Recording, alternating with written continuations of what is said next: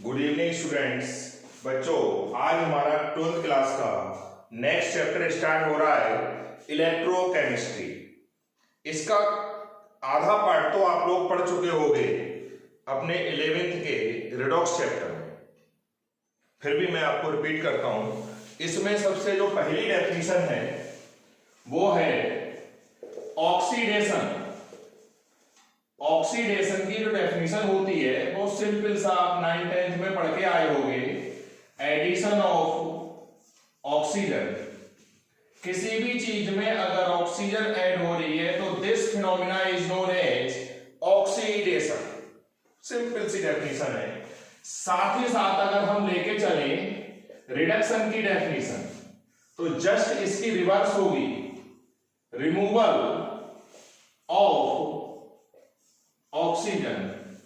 किसी भी चीज में से अगर ऑक्सीजन रिमूव हो जाए तो इस प्रोसेस को हम बोलते हैं रिडक्शन। दूसरा heading, removal of hydrogen is also known as oxidation. किसी भी चीज में से अगर हाइड्रोजन रिमूव होती है तो उसको हम बोलते हैं ऑक्सीडेशन। जैसे हमने कहा H2S, इसमें से हाइड्रोजन रिमूव हो गई। अब अगर रिडक्शन की डेफिनेशन आएंगे तो जस्ट इसकी रिवर्स हो जाएगी। रिमूवल की जगह क्या हो जाएगा, addition of hydrogen is also called reduction. इसमें हाइड्रोजन ऐड हो गई। थर्ड डेफिनेशन जो कि सबसे ज्यादा इंपॉर्टेंट है, loss of electrons. Loss of electron, किसी भी चीज में से अगर इलेक्ट्रॉन लूज हो रहे हैं, this process is known as oxidation. Reduction की डेफिनेशन हो जाएगी, गेन ऑफ इलेक्ट्रॉन। इसमें इलेक्ट्रॉन गेन हो गए।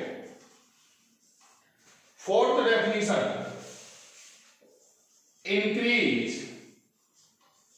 इन ऑक्सीडेशन स्टेट। ऑक्सीडेशन स्टेट को मैंने लिखा है OS।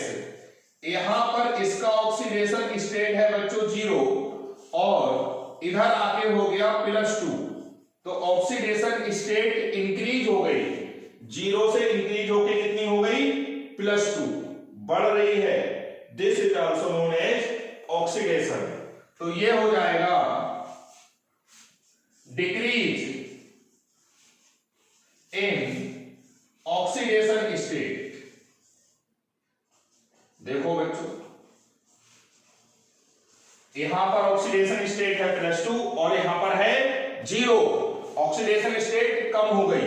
तो ये हमारा बहुत प्राइमरी डेफिनेशंस थी ऑक्सीडेशन की और रिडक्शन की। ये 4 डेफिनेशन है, लेकिन सबसे ज्यादा इंपॉर्टेंट ये 2 है लास्ट की, 3 और 4। यहां पर भी ये 3 और 4। ये डेफिनेशन जो है वो सबसे ज्यादा हमारी काम की है। अब आप यहां पे एक बात गौर कर रहे होंगे, ऑक्सीडेशन रिएक्शंस में इलेक्ट्रॉन्स अपीयर हो रहे हैं राइट हैंड साइड में और रिडक्शन वाली रिएक्शंस में इलेक्ट्रॉन्स अपीयर हो रहे हैं लेफ्ट हैंड साइड में। यानी in an oxidation reaction electrons appear towards right hand side and in a reduction reaction electrons appear towards left hand side। अब बात आती है redox reactions की। जैसा कि नाम से ही appear हो रहा है redox, reduction plus oxidation। तो redox reactions की जो definition है वो निकल के आएगी, the reactions in which oxidation and reduction take place simultaneously and of equal cost।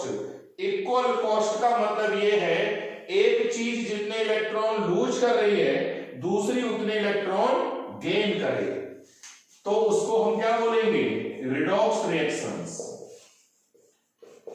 मैंने एक एग्जाम्पल लिया ये वाला, कॉपर, जिंक, ये और ये रिएक्शन बैलेंस है।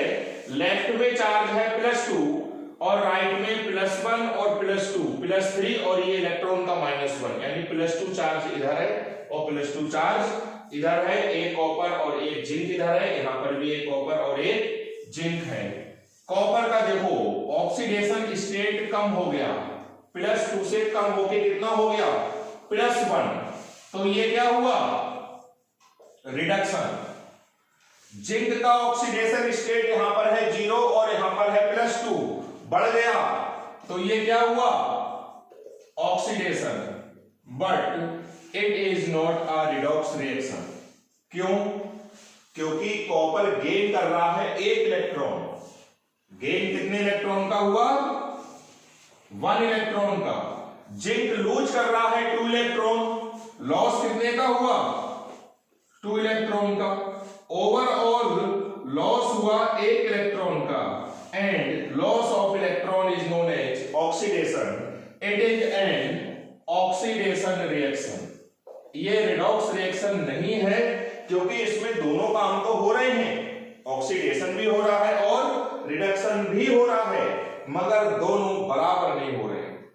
अगर हम एग्जाम्पल ये लिखें,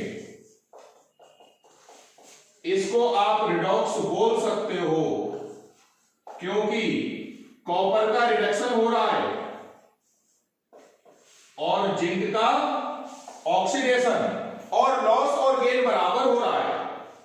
कॉपर 2 इलेक्ट्रॉन गेन कर रहा है और जिंक 2 इलेक्ट्रॉन लूज कर रहा है, तो it is a redox reaction because in this reaction oxidation and reduction take place simultaneously and of equal cost. Equal cost का मतलब इलेक्ट्रॉनों का लेन देन बराबर होना चाहिए, और किसी भी रिडॉक्स रिएक्शन में इलेक्ट्रॉन अपीयर नहीं होते हैं, ना ही लेफ्ट में अपीयर होंगे और ना राइट में। There is no appearance of electron in a redox reaction. ये बहुत इंपॉर्टेंट पॉइंट है कि इलेक्ट्रॉन्स अपीयर नहीं होंगे। ये हमने डेफिनेशन दी आपको ऑक्सीडेशन और रिडक्शन की और रिडॉक्स रिएक्शन की। अब नेक्स्ट हमारा हेडिंग आएगा इलेक्ट्रोड पोटेंशियल। इलेक्ट्रोड पोटेंशियल को हम रिप्रेजेंट करेंगे ई से। कोई भी मेटल की रॉड ले लो और उसको डिप कर दो उसी मेटल के सॉल्ट के सॉल्यूशन में। सपोज कर लो ये हमने कॉपर की रॉड ली, तो कॉपर का हमने यहां पे सॉल्ट ले लिया कॉपर सल्फेट। ये जिंक की रॉड है तो हमने सॉल्ट ले लिया जिंक सल्फेट, इसमें इसको डिप कर दिया। जब कभी भी हम ऐसा करते हैं तो अगर रॉड पे पॉजिटिव चार्ज डेवलप होगा तो सॉल्यूशन पे उतना ही चार्ज डेवलप हो जाएगा नेगेटिव। यहां पर देखो, इस पे अगर नेगेटिव चार्ज डेवलप हो रहा है रॉड पे, तो सॉल्यूशन पे उतना ही पॉजिटिव चार्ज डेवलप होगा, और इन दोनों के बीच में एक वोल्टेज डेवलप हो जाएगा। उस वोल्टेज को आप बोलोगे इलेक्ट्रोड पोटेंशियल। जैसे अगर ये +1 है और ये -1 है, तो ये डिफरेंस आएगा 2 वोल्ट का। अगर ये रॉड पॉजिटिव हो रही है तो सॉल्यूशन उतना ही हो जाएगा नेगेटिव, और इन दोनों के बीच में एक जो वोल्टेज डेवलप होगा उस वोल्टेज को हम बोलेंगे इलेक्ट्रोड पोटेंशियल। तो डेफिनेशन क्या हो जाएगी, इसको ई से रिप्रेजेंट करते हैं। When a metal rod is dipped in its salt solution, then it acquires positive or negative charge with respect to solution, and a potential difference is established between rod and solution. This potential difference is called electrode potential. अब अगर metal का oxidation हो रहा है तो उसको हम बोलते हैं इलेक्ट्रोड ऑक्सीडेशन पोटेंशियल। ईओपी से रिप्रेजेंट करते हैं। और अगर रिडक्शन हो रहा है reduction potential ERP, OP means oxidation potential और RP मींस रिडक्शन पोटेंशियल। किसी का ऑक्सीडेशन पोटेंशियल X वोल्ट है तो उसका रिडक्शन पोटेंशियल होगा माइनस का X वोल्ट, और अगर oxidation potential minus X volt है तो रिडक्शन पोटेंशियल होगा प्लस X वोल्ट। यानी एक रिलेशन आ गया, oxidation potential equal to -1 times reduction potential. अब बच्चों ये जो वोल्टेज डेवलप हो रहा है रॉड और इस सॉल्यूशन के बीच में, जो भी हो रहा है इधर या इधर, ये डिपेंड करेगा टेम्परेचर पे, कि जहां पर आप एक्सपेरिमेंट कर रहे हो उसका टेम्परेचर कितना है। दूसरी बात पर डिपेंड करेगा, ये जो आपने सॉल्ट लिया है इस सॉल्ट की मोलरिटी यानी इसकी कंसंट्रेशन कितनी है। तो हमने आपको जिंक सल्फेट का पाउडर दे दिया, सॉल्ट होता है पाउडर टाइप का नमक जैसा, और बीकर दे दिया, एक रॉड दे दी जिंक की, और कहा जाओ प्रैक्टिकल करो। किसी बच्चे ने कम अमाउंट डिजॉल्व करा, किसी ने ज्यादा, कोई एसी में बैठ के प्रैक्टिकल कर रहा है, कोई कूलर में बैठ के कर रहा है, कोई पंखे के अंदर बैठ के कर रहा है, तो हर बच्चे की कंसंट्रेशन डिफरेंट होगी, हर बच्चे के एक्सपेरिमेंट का टेम्परेचर भी डिफरेंट होगा, तो हर बच्चे का इलेक्ट्रोड पोटेंशियल की जो न्यूमेरिकल वैल्यू आएगी वो डिफर आएगी, किसी बच्चे की कम आएगी और किसी की ज्यादा आएगी। हम चाह रहे थे कि सबका सेम आंसर आए, तो हमने कंडीशन लगा दी, हमने कहा कि बच्चों जो भी आप सॉल्यूशन बनाओगे वो किस मोलरिटी का बनाओगे, 1। टेम्परेचर कितना लोगे, 298 केल्विन।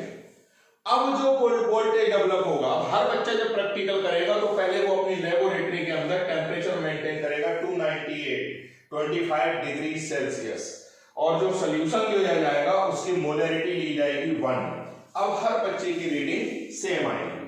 अब जो वोल्टेज डेवलप होगा उसको हम बोलेंगे स्टैंडर्ड इलेक्ट्रोड पोटेंशियल, और रिप्रेजेंट करते हैं ई के ऊपर एक नोट लगा देते हैं। आपने थर्मोडायनामिक्स में पढ़ा होगा standard enthalpy, standard Gibbs free energy, तो उस स्टैंडर्ड का मतलब यही होता है। इस स्टैंडर्ड कंडीशन को एनटीपी या एसटीपी से इक्वेट नहीं करना है आपको।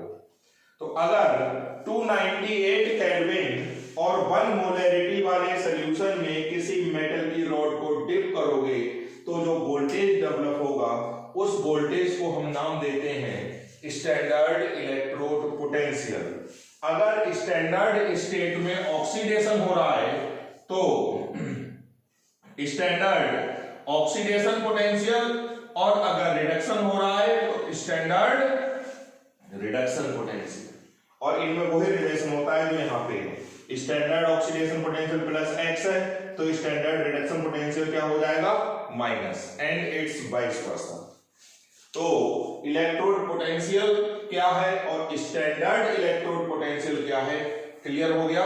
स्टैंडर्ड का मतलब बस हमने 2 कंडीशन अप्लाई कर दी, कंसंट्रेशन 1 मोल पर लीटर और टेम्परेचर 298, क्लियर। आप ये वीडियो देखोगे, इसके नोट्स मैं आपको कल सेंड करूंगा। अब देखो बच्चों, नेक्स्ट आता है electro chemical series, ECS, electrochemical series. हमने क्या करा, सारी मेटल्स सारे एलिमेंट्स की प्रैक्टिकल करा और उनके इलेक्ट्रोड पोटेंशियल निकाले, कुछ का ऑक्सीडेशन हुआ होगा और कुछ का रिडक्शन, और हमने जो टेबल बनाई वो हमने बनाई स्टैंडर्ड रिडक्शन पोटेंशियल के ऑर्डर में। तो अगर किसी का ऑक्सीडेशन भी हुआ होगा तो उसका साइन रिवर्स करके उसको हमने कन्वर्ट कर दिया रिडक्शन पोटेंशियल में। ये टेबल आपको लर्न नहीं करनी है। सोडियम का होता है 2.71 वोल्ट, मैग्नीशियम का होता है -2.37, आयरन का माइनस, जिंक का 0.76, Fe का 0.44, हाइड्रोजन का 0, कॉपर का 0.34, सिल्वर का 0.80, गोल्ड और प्लेटिनम का मुझे एग्जैक्ट याद नहीं है, करीब 2 के आसपास होता है। ये दो वैल्यू मुझे एग्जैक्ट याद नहीं है, ना ही आपको याद करनी है। तो ये जो एक टेबल बनी, सीरीज बनी, इस सीरीज को ही हम बोलते हैं electrochemical series, when all the elements are arranged in the increasing order of their standard reduction potential, then we get a series known as electrochemical series. Sodium बहुत रिएक्टिव होता है, आपको पता होगा। इस सीरीज को हम केरोसिन ऑयल के अंदर रखते हैं, पानी में भी नहीं रख सकते हैं वरना पानी के ऑक्सीजन से रिएक्ट कर लेगा और आग लगा लेगा। गोल्ड और प्लेटिनम देखो ये बहुत कम रिएक्टिव होते हैं, इसलिए इनको हम बोलते हैं नोबल मेटल्स, इनर्ट मेटल होती है ये। तो एक रिलेशन निकल के आया, जिसका रिडक्शन पोटेंशियल ज्यादा उसकी रिएक्टिविटी कम। सोडियम का रिडक्शन पोटेंशियल सबसे कम है इस टेबल में, तो सोडियम की रिएक्टिविटी यहां पर सबसे ज्यादा है। या आप ऐसे भी कह सकते हो कि जो मेटल ऊपर है वो ज्यादा रिएक्टिव है, जो नीचे है वो कम रिएक्टिव है। जिंक और आयरन में जिंक ज्यादा रिएक्टिव है और आयरन कम रिएक्टिव है। जो हाइड्रोजन से ऊपर है वो हाइड्रोजन से ज्यादा रिएक्टिव है और जो एलिमेंट हाइड्रोजन से नीचे हैं वो कम रिएक्टिव है। एक रिलेशन आ गया,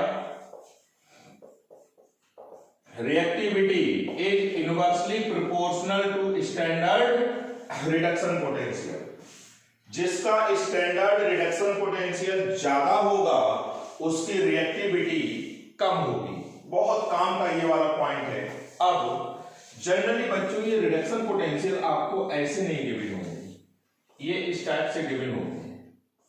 जैसे मैंने ये लिखा कॉपर का, आप लेफ्ट से राइट जाके देखोगे, लेफ्ट से राइट जाओ इधर, +2 से काय में गया 0 में, ऑक्सीडेशन नंबर कम हुआ और ऑक्सीडेशन नंबर का कम होना बोला जाता है रिडक्शन। तो ये रिप्रेजेंट कर रहा है कॉपर का स्टैंडर्ड रिडक्शन पोटेंशियल। अगर ऐसे लिखा हुआ होता, अब देखो ये साइन नेगेटिव लग जाएगा माइनस, क्योंकि हमने रिडक्शन को अब काय में कन्वर्ट कर दिया ऑक्सीडेशन में, तो वैल्यू तो वही रहेगी, साइन रिवर्स हो जाएगा। तो हम खाली रिडक्शन वाले लर्न करेंगे, इस टेबल के हिसाब से लर्न ना करके ऐसे लर्न करेंगे। जिंक का जो रिडक्शन पोटेंशियल -0.76, ठीक। सिल्वर का रिडक्शन पोटेंशियल 0.80, मैग्नीशियम का रिडक्शन पोटेंशियल -2.37 और एक और आयरन का। ये 5 आप एक पेपर पे नोट कर लोगे और वो पेपर अपने सामने रख लोगे। धीरे धीरे ये आपको लर्न हो जाएंगी वैल्यू। वैसे एग्जाम में गिवन होती है, परेशान होने वाली कोई बात नहीं है। ये गिवन मैंने ये लिखी, इसको आप एक पेपर पे नोट कर लोगे और वो पेपर अपने सामने रख लोगे। 1-2 दिन तक सामने रखोगे, आपको सारी वैल्यू लर्न हो जाएगी। यहां तक क्लियर है। अब बच्चों मैंने एक रिएक्शन लिखी, इस रिएक्शन में एक चीज का ऑक्सीडेशन हो रहा होगा और दूसरी का रिडक्शन। नेक्स्ट वाली में इसका जस्ट रिवर्स काम हो गया। जैसे पहली रिएक्शन में कॉपर का रिडक्शन हो रहा है और जिंक का ऑक्सीडेशन। सेकेंड रिएक्शन में कॉपर का ऑक्सीडेशन हो रहा है और जिंक का रिडक्शन। तो या तो रिएक्शन 1 सही है या रिएक्शन 2 सही है। दो लोगों का रिलेशन है, एक बाप है और एक बेटा है। तो ऐसा थोड़ी ना अगले कमरे में जाके जो बेटा है वो बाप बन जाएगा और बाप है वो बेटा बन जाएगा। बेटा भले ही बाप बन जाए लेकिन अपने बाप का बेटा थोड़ी ना बन जाएगा। कहने का मतलब मेरा ये है कि दो लोगों के बीच का रिलेशन है वो हमेशा क्या रहता है, कांस्टेंट। जो आपका बड़ा भाई है वो हमेशा बड़ा ही रहेगा। किसी दूसरे कंट्री में पहुंच जाओगे तो भी वो आपका बड़ा भाई ही बोला जाएगा। लेकिन यहाँ पे रिलेशन बच्चों रिवर्स हो रहा है। कॉपर का रिडक्शन, जिंक का ऑक्सीडेशन, यहाँ पे उल्टा हो गया, कॉपर का ऑक्सीडेशन और जिंक का। इसका मतलब या तो रिलेशन ऊपर वाला सही है या रिलेशन नीचे वाला सही है। यही हमको चेक करना है। इसका एक सिंपल सा फंडा है, आप हिंदी में याद करोगे, जिसका रिडक्शन पोटेंशियल ज्यादा होता है, ज्यादा मीन्स बड़ा, ज्यादा होगा, उसका रिडक्शन होगा। ये सेंटेंस आप याद कर लेना और ये समझ लेना कि आधा चैप्टर आप फिनिश कर दोगे सिर्फ इसी सेंटेंस के बेस पे। जिस मेटल का रिडक्शन पोटेंशियल ज्यादा होगा उस मेटल का रिडक्शन होगा, उस मेटल का रिडक्शन होगा, और जिसका रिडक्शन होगा वो बनती है कैथोड मेटल, और वह कैथोड बनेगा। हम सिर्फ ये याद रखेंगे कि रिडक्शन किसका हो रहा है। हमको पता लग गया ए का रिडक्शन हो रहा है तो जाहिर सी बात है बी का क्या हो रहा होगा, ऑक्सीडेशन, क्योंकि इस दुनिया में ना तो अकेले ऑक्सीडेशन हो सकता और ना अकेले रिडक्शन। सोडियम भी अपना इलेक्ट्रॉन तब लूज करेगा जब उधर क्लोरीन या कोई और हो इलेक्ट्रॉन को लेने वाला। ऐसा हो ही नहीं सकता कि दुनिया में सिर्फ ऑक्सीडेशन होता है। अगर किसी का ऑक्सीडेशन हो रहा है तो वहीं पर किसी का रिडक्शन भी हो रहा होगा। जैसे मान लो आप कह रहे हो कि किसी के थप्पड़ मारे जा रहे हैं, किसी के थप्पड़ अगर पड़ रहे हैं तो जाहिर सी बात है दुनिया में कोई ना कोई तो मार रहा होगा। ये थोड़ा ना हवा में पड़े जा रहे हैं और कोई मार ही नहीं रहा है, या आपने किसी के थप्पड़ मारा तो किसी ना किसी के तो वो पड़ा, ये थोड़े हवा में थप्पड़ लगाए जा रहे हो बोले हमने तो 20 थप्पड़ मार दिए, ऐसा कभी नहीं होता है। तो हम ये याद रख लेंगे कि किसका रिडक्शन होगा। उसके लिए बड़ा अच्छा सा ब्रह्मास्त्र है, नोट कर लेना है, पेपर पे नोट करके ताबीज बना के पहन लेना, बहुत काम आएगा। लिख लेना, जहां पे आप पढ़ते हो वहां चिपका लेना सिर्फ इतना सा सेंटेंस कि उस मेटल का रिडक्शन होगा जिसका रिडक्शन पोटेंशियल ज्यादा, यानी न्यूमेरिकली जिसका रिडक्शन पोटेंशियल ज्यादा होगा, बड़ा होगा, और जिसका रिडक्शन होता है वो कैथोड बनता है और दूसरा वाला कौन बन जाएगा, एनोड। अब हम कंपेयर कर रहे हैं कॉपर और जिंक को। यहाँ पे आ जाओ बच्चों, कॉपर ये है और जिंक ये है। हमने इनके ये देखे रिडक्शन पोटेंशियल, जिंक का है माइनस का 0.76 और कॉपर का है प्लस का 0.34। क्लियर है कि कॉपर का रिडक्शन पोटेंशियल ज्यादा है जिंक से, तो जिसका रिडक्शन पोटेंशियल ज्यादा होगा उसका क्या होगा, रिडक्शन, यानी कॉपर का रिडक्शन होगा और जिंक का ऑक्सीडेशन। कॉपर का रिडक्शन इसमें हो रहा है देखो, और जिंक का, तो ये रिएक्शन पॉसिबल है और ये पॉसिबल नहीं है। केमिस्ट्री में पॉसिबल को बोलोगे स्पॉन्टेनियस और जो पॉसिबल नहीं है उसको बोलोगे नॉन स्पॉन्टेनियस। आप पता लगा लोगे ये वैल्यू से, ये वैल्यू आपको एग्जाम में गिवन होगी। फिर मैं एक एग्जाम्पल लिख रहा हूं, इससे कोई मतलब नहीं कि 2 लगा हुआ है। दूसरा,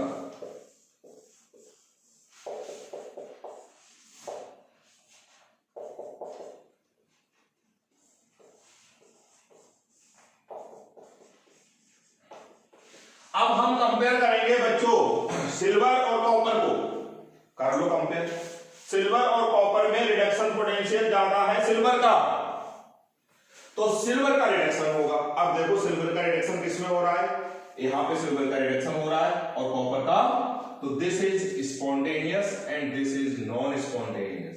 यहां पर कैथोड बना कॉपर और एनोड बना जिंक। यहां पर कैथोड बना सिल्वर और एनोड बना कॉपर। तो आप ये पहचान कर सकते हो कि किसका रिडक्शन हुआ और किसका ऑक्सीडेशन, और जिसका रिडक्शन होगा वो कैथोड बनेगा, जिसका ऑक्सीडेशन होगा वो एनोड बनेगा। क्लियर हो गया। आज हमने पढ़ा ऑक्सीडेशन और रिडक्शन की डेफिनेशन, फिर हमने रिडॉक्स की डेफिनेशन पढ़ी कि जिसमें ऑक्सीडेशन भी हो और रिडक्शन भी हो और बराबर बराबर हो। फिर हमने पढ़ा electrode potential. Electrode potential 2 type का होता है, इलेक्ट्रोड रिडक्शन पोटेंशियल और इलेक्ट्रोड ऑक्सीडेशन पोटेंशियल। फिर हमने पढ़ा स्टैंडर्ड इलेक्ट्रोड पोटेंशियल, उसमें सिर्फ कंडीशन लगी थी टेम्परेचर 298 केल्विन और कंसंट्रेशन 1। क्लियर। फिर स्टैंडर्ड स्टेट में अगर रिडक्शन हो रहा है तो स्टैंडर्ड रिडक्शन पोटेंशियल, ऑक्सीडेशन हो रहा है तो स्टैंडर्ड ऑक्सीडेशन पोटेंशियल। फिर हमने पढ़ी इलेक्ट्रोकेमिकल सीरीज, और इलेक्ट्रोकेमिकल सीरीज के बेस पे ही हमने इन रिएक्शंस को बताया कि कौन सी रिएक्शन पॉसिबल है और कौन सी पॉसिबल नहीं है। जो मैंने हिंदी में सेंटेंस लिखा था कि जिसका रिडक्शन पोटेंशियल बड़ा होगा उसका रिडक्शन होगा और वह कैथोड बनेगा। बस आप कैथोड पता कर लो, दूसरा वाला ऑटोमेटिकली एनोड हो जाएगा।